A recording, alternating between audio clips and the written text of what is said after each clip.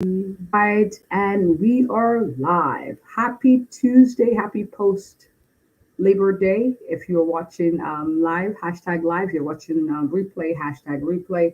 This is the voice and the face of Dr. Olabintan again. We're doing another Facebook Live or Instagram Live or YouTube Live, depending on where you're watching, all in the hopes of helping to improve your quality and quantity of life.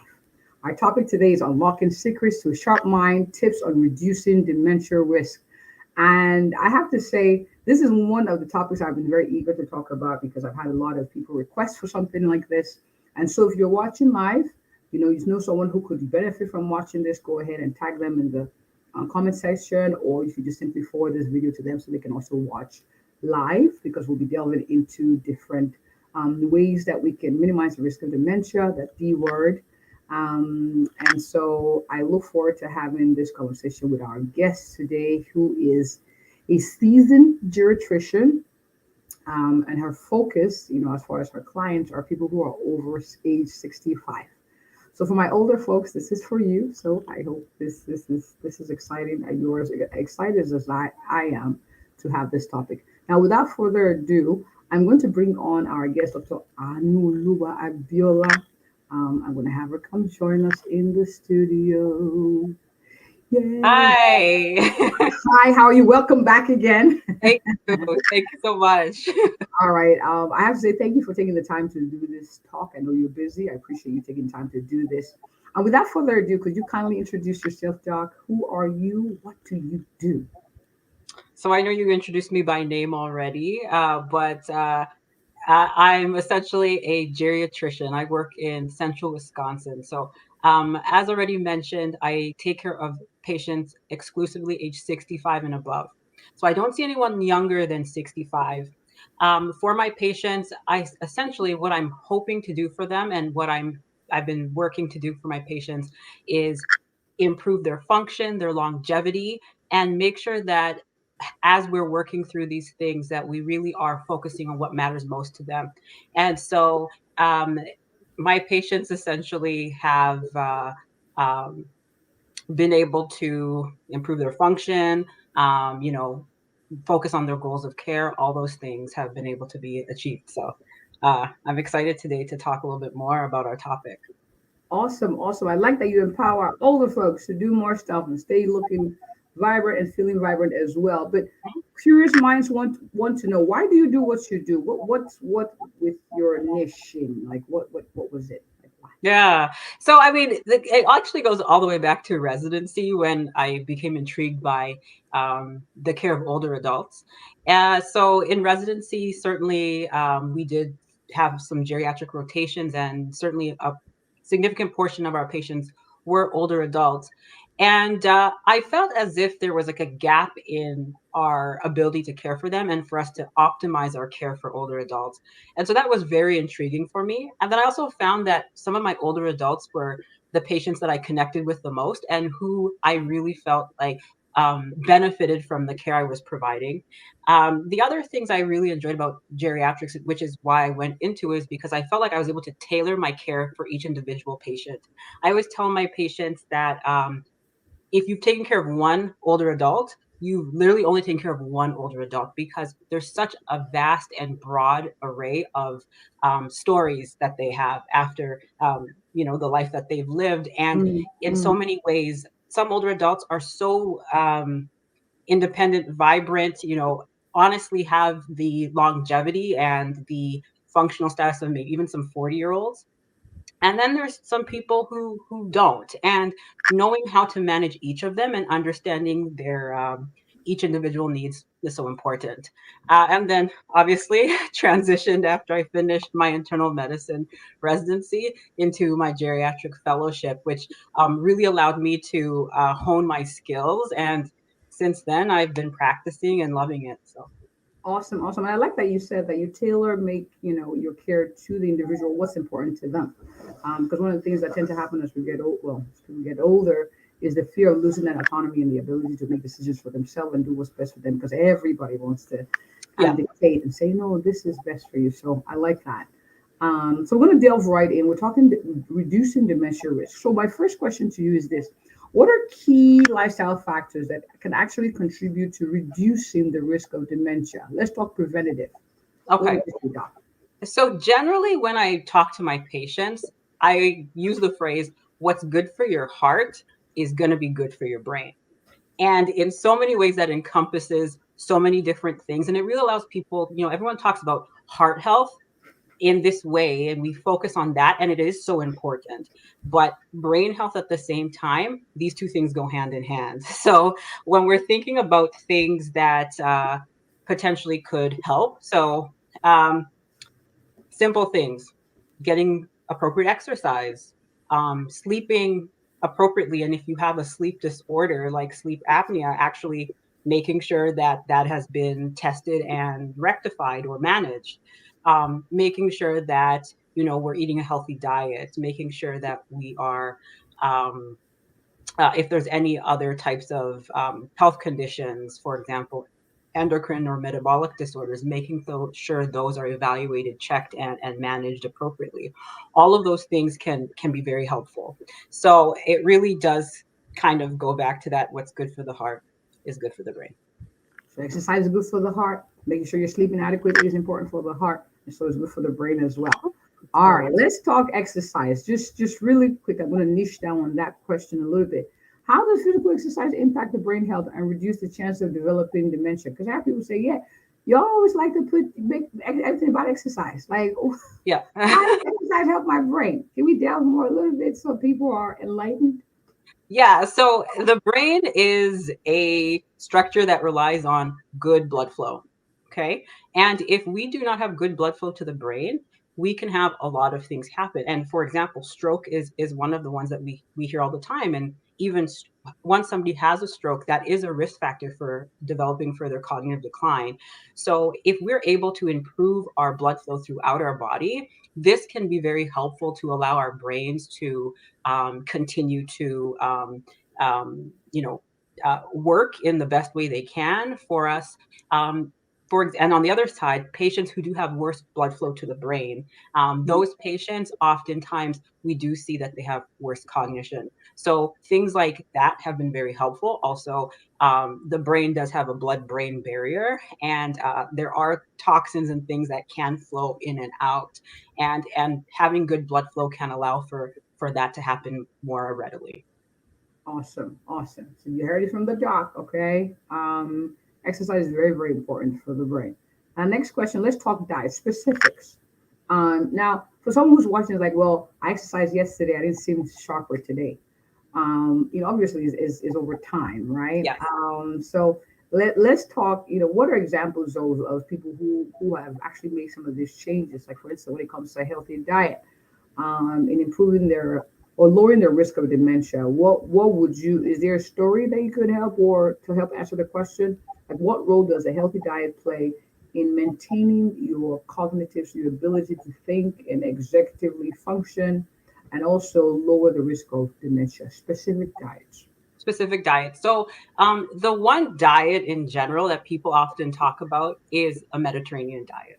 So that's kind of like the general diet. But the biggest thing about these diets is that they're very high in nutrients. So, you know, the fruits, the vegetables, substituting some of the higher fat meats with things that are lower fat in regards to, or have more healthy fats rather. For example, like more seafood in lieu of like red meat. Right. Also, making sure that we're well hydrated, getting adequate hydration for our bodies is also extremely important. The brain has plenty of water as well, and it needs to be hydrated to work Mm, as best as it can. And then a well rounded diet should have appropriate nutrients. The vitamin D, it needs to have B12, it needs to have zinc and all these other things that are necessary. So if we're eating a diet that's deficient in these things, lots of processed food, we are not going to get all these nutrients that are needed for the best brain health. Um, so I do oftentimes collaborate with our um, like dementia clinic. And one of the biggest things that they tell our patients, especially the patients coming who are looking more for preventative strategies, is diet and exercise. And I think that those together, essentially, it's multiple things. I always say everything in geriatrics is multifactorial. It's Hmm. not just one. It's not there's we don't have one key. It's a kind of a culmination of a bunch of different lifestyle changes, but diet always important in the mix. So I'm going to delve off a little bit because some of these things sound pretty okay. Yes, I should exercise. I should eat well. But how do you encourage patients in that age group? So let's say I have a daughter who's watching now who's like, "Ugh, I tell my parents all the time, listen to me." Do you have tips on how maybe your children could talk to their parents, those who are in the geriatric population, and encourage some of these things because they sound relatively like, yeah, I know I should do that. What would you say to that? So once again, it comes back to what is this person's specific barrier that's preventing them from being able to. Some people do have a scarcity of food issue. Sometimes people are on a fixed income and they do have a hard time. Some people have a hard time with going out actually and getting their groceries on their own. So it really is more person specific. I mean, some people just hate veggies and some people just hate those kind of things, but the majority of people, if it is honestly made in a way that they um, can prepare easily, Okay. or if it's um, a situation where somebody perhaps needs something brought in. So I know things like Meals on Wheels or certain Okay. types of food delivery that is set up to ideally be more nutritious and well rounded. Those can sometimes be helpful for individuals so that they can get their appropriate nutrition. But certainly, if there are engaged family members, I mean, honestly, we always say it takes a village to raise a child. It takes a village to support our older adults as well. And if that means, and if we are able to do things like helping with meal preparation or doing the groceries and buying those things that may be helpful, all of those things can help in the end. Okay, so addressing the barrier, I like how you said that. Sometimes it's not a question. Well, some adults like I don't like veggies. I haven't done them for over 60 years. I'm not going to start now. Doc, whatever. But the other things that can be amenable, like oh, it's easier to get it for you if I get it to you, if I prepare it this way, or it's budget friendly. Good Yeah. points. Now my next question is this. Now, one of the things that I've had people come ask me is like, Doc, are there activities like I could do to stimulate my brain? These are older folks like, I'm retired now. I feel bored. I feel like there's not much to do. I remember I was sharper when I was working. But are there tips on specific mental activities that you generally would encourage your population to do that reduces the likelihood of dementia or keep the brain sharp?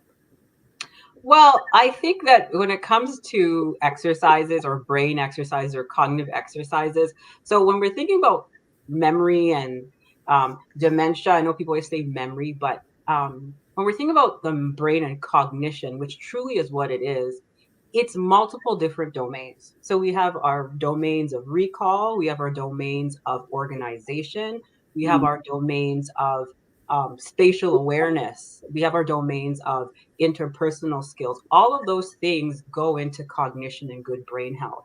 So really, if we focus, for example, on or verbal even, focus on that. So things like word searches and things um, like like those kind of memory puzzles at times can help. Absolutely, those can absolutely help our patients. Also, even just like that verbal learning, or even making sure that you continue to have a hobby, an engaging hobby, or learning new things, taking the time to learn a new skill can be very important, and it can incorporate many of those different domains. So for example, if someone's interested in carpentry or learning photography, or learning to paint if they didn't have time while they were before retirement, or even like dance, all those things require multiple things: coordination, interaction, planning. All of these things are so good for the brain. And so it's not necessarily one thing, but it really is anything that's going to allow our patients to continue to be as engaged as possible and continue to grow. I love how you mentioned one of my favorites is encouraging people to learn new things. It's amazing what the brain is capable of doing and how that helps also. But I love that. Trying new things. All right, my next question is let's talk stress management. Do you have some effective strategies for managing stress? And especially because of its impact on brain health and dementia risk. What are your tips for our older folks? Okay, so when we think about stress, so actually, it's been proven that, so certainly cortisol, stress hormone, comes into the body for all of us. To some degree, it is protective, but at some point, it may no longer be protective. But Mm, extra cortisol in the body can disrupt our sleep. It can increase our blood pressure. It can affect our appetite. It can affect our energy levels, all of these things. And it's been proven that when older adults' cortisol level spikes, it stays higher longer than in their younger counterparts. And so they are affected by stress a lot more and a lot longer than their counterparts with the same amount of stress stimuli. And that really can affect the brain. And so I know what this is kind of going slightly off topic, but with that stress stimuli, be it from an infection or a stressful situation or something like that, that can actually directly cause some impact on the brain and does contribute to things like delirium, which is mm, moving into a new topic, but right, right. that delirium can be another risk factor for dementia. Mention. So making sure that certainly if there's things that are causing stress, so certainly appropriate sleep. If we can make sure that we are sleeping well, our sleep is appropriate, it's uninterrupted, all of those things can be helpful. I mean, there's many different reasons why people may have issues with sleep, but that's important. Also, once again, exercise is a fantastic stress reliever. So it's it can help with many different things. And some people actually will benefit from meditation, and whatever that means to each person can be different. But certainly, meditation, taking time to be mindful, breathing exercises, a lot of times can be very helpful for our patients. And then, for example, if somebody does practice a particular faith, making sure that it also is part of their daily practice, or making sure they're tuned into that. And then also surrounding yourself with people who you feel supported by. That's also extremely important. And then lastly, another risk factor. So if somebody is suffering from something like, or dealing with something like depression, which can often Mm, happen, that's something else that's very important that we do take time to manage and work to improve if that is something else, because depression in itself certainly can increase the risk of pseudo dementia, and many patients who have depression also have anxiety, and that anxiety can increase stress and cortisol in the body. all right, I All love right, I love that. that. And you And you answered asked, a question in that phrase that you mentioned, support systems, having a community, social engagement, maintaining strong relationships. Those are things that actually help reduce the risk of dementia as well. And of course, we talked about the mental health piece too. So very important that our older folks as well schedule appointments, meet with your doctors, get us evaluated, and make sure other things are not contributing to that as well. Now, my next question to you is this. So, let's say I have someone who's watching who's like, my parents had dementia, my uncle had dementia, or their family members, and they're worried. Yeah. They've heard what you said, the exercise, you're going to work on doing that. They've heard eating healthy, they're going to work on eating healthier, maintaining social relationships, or maintaining relationships, doing the things, but they're a little petrified on the risk of dementia. I know that's a loaded question, but do you have any words of encouragement to them, even based on your experience, especially since we're talking about risk or tips on reducing dementia risk? Any words of encouragement to them, Doc? Well, I always tell patients that if you are concerned about your risk of dementia, because it's very true, there is a higher risk in people who have family members and multiple family members who have had dementia. But even the tips that we have talked about today still can decrease the severity of it. Okay. We want to start on as high of a playing field as we possibly can. So that can delay the onset if it is going to happen. that can decrease the severity, as we mentioned, and allow you to continue to actually function very well. So there are a lot of people who do have dementia and they live with it and absolutely still are functioning in a quite high fashion, but also making sure that you, if you are concerned, and you start to actually follow sooner than later. Make sure your health team is aware of your medical history, and make sure that if you are noticing any changes, or even if you would like to actually start following with like a cognitive neurologist sooner than later, all of those things can be extremely helpful. So it really is a matter of being as proactive as possible, and making sure that your health team is very knowledgeable about some of the things they can support you with.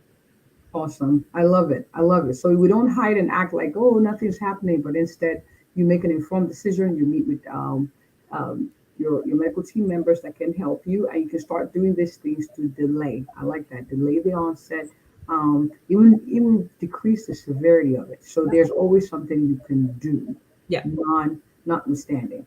Yes. All right. This is good. This is good. Any last closing words before I have people find out where they can reach out to you and all that good stuff? Any final words for our viewers on the topic of dementia risk? So It's a loaded discussion. I know it's such a big thing. So for me, I feel like at the end of the day, when we are talking about dementia, it can mean so many different things, and some of them are easy. Some types of dementia are easier to kind of manage than others. But if I had to kind of go through a list of the things that I think are most important, make sure you have your hearing checked, make sure you're sleeping well, make sure that if there's any type of electrolyte metabolic imbalances, that those are taken care of. Make sure that, from a cardiac perspective, like we said, what's good for the heart is good for the brain. And if you follow that principle, generally you're going to be going in the right direction. If you are concerned about your memory, make sure to speak to your doctor. If your doctor is not able to, maybe not specialized in that, then they oftentimes can refer you. So if there's a memory issue, speak to someone, start sooner than later, and we can always delay and sometimes decrease the risk. So always Awesome. I like it. There's hope. There's hope. There's hope. Absolutely. There's hope, but do your part. I love it. I love it. So, Doc, people are wondering, oh, I like the way you speak. I like how you explain things. Doc, where can people find you to connect with you, either have you come speak on your platforms or to get more information from you as you do the things you do? So my social media platform is Geriatric Pro Tips. So Geriatric Pro Tips. So Geriatric Pro Tips, or at Geriatric Pro Tips on Instagram, at Geriatric Pro Tips on TikTok. And then also, if somebody would like to send me an email in regards to any additional questions, or to speak somewhere, or even to just have a conversation, then also Geriatric Pro Tips at gmail.com. I love it. Geriatric Pro Tips. And I put that at the bottom of the Instagram. Oh, that is space between the TikTok and the Pro Tips, but you get the drift. It's Geriatric Pro Tips. You can find her all over the globe. Yeah. Thank you so much for doing this, Doc. I really, really appreciate it. Thank you, thank you, thank you. Absolutely. All right. Thank you all for watching. Shout out to Bernadette. Thank you for watching. Dr. Charmaine, thanks for watching. And for those of you who are watching, I can't see. Next time, please put a comment so I can give you a shout out at the end of the show. But thank you all for watching. As always, sharing is caring. Please share this with your friends, with family members, people who have older parents, older family members, older friends that could use these to help improve their quality and quantity of life. And as always, if you or anyone you know is looking for an awesome AFR and a passionate family physician who have conversations like this to help you live long and well, I am she. Have a good one, everyone. Thank you so much, Doc. You rock. Take care. All right, you too. All right.